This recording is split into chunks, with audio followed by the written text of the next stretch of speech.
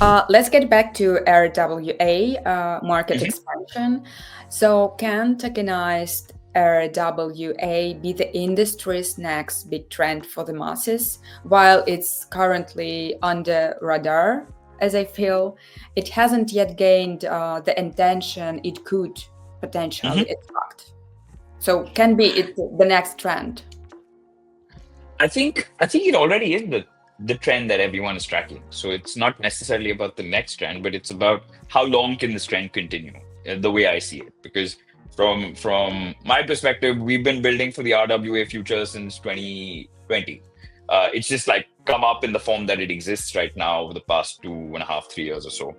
I think that the one thing that is possible, and for RWAs in general to be a theme for the next decade and not just like a trend or a narrative that we're thinking about, is that as more and more businesses realize that there is optimization of so many different things by bringing their business on chain, and then that leads to like lower costs and higher output, etc.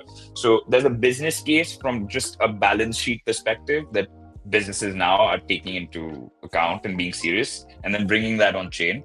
But I think on the not so easy side of this being like a continuous thing for the next decade is that when you have real world assets, then you need some kind of a real world compliance as well, right? Mhm. Like I'll give you an example. Um, let's say, for example, that we have some property that we've tokenized somewhere. Let's say Dubai. Okay.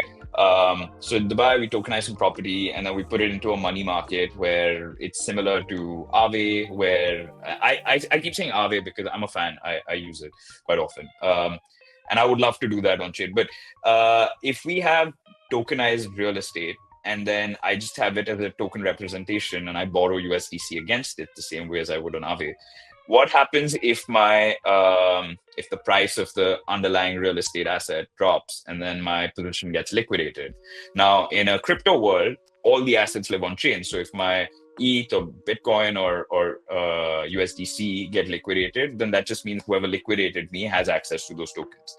But then when you have real world assets that you're using in this particular use case, now even if I were to tokenize it and get like control of that asset for whatever way, there's still a real house somewhere that exists that also needs to have like a real world check that is in place, that there is this wallet address that has now been liquidated, it's now moved to this new wallet address. And then because it's like land and real estate, everyone wants to make sure that there's no sanctioned people, that there's no KYC breaches that are taking place, because these are things that are governed in a particular way and we need to like adhere to those governance requirements and not just say that we're going to overthrow the old system and do it in a new way, because that's a short way of alienating everyone in the traditional way of doing things.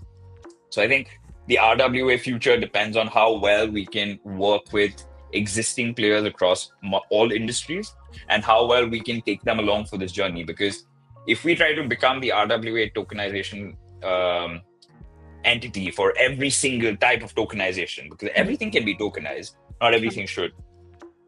But if we do that, then it's unlikely that we're going to succeed, because there's an entire industry that's probably going to be against us, saying that you're taking away my livelihood, so you need to stop doing that.